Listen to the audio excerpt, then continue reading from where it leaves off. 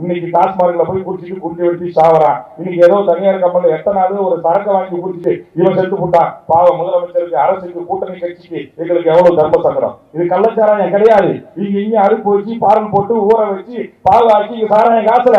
இந்த சாராயம் என்பது தனியார் தொழிற்சாலைகளில் வாங்கப்பட்ட ஒரு கெமிக்கலை வாங்கி குடித்து விட்டு அவன் இன்றைக்கு வழியிலிருந்து செத்திருக்கிறான் என்று சொன்னால், இன்றைக்கு அந்த சாவுக்கு கூட அரசை காரணமாகின்ற நலிவான மலிவான அரசியல் இந்த மண்ணிலே பேசப்படுகிறது.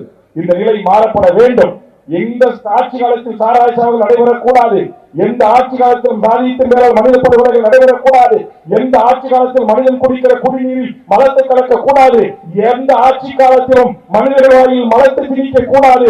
இந்த நோக்கோடு சமரசமற்று காத்திருக்கிற மார்க்சிஸ்ட் கம்யூனிஸ்ட் இயக்கத்தோடு தமிழ்நாட்டில் இருக்கிற அனைத்து சமுதாயத்தோடு இளைஞர்களையும் ஒருங்கிணைத்து தமிழ் சமூகத்தில் வாழ்வுரிமைக்கு சமரசமற்று போராடுகிற தமிழக வாழ்வுரிமை கட்சி உங்களோடு கைகோர்க்கும்.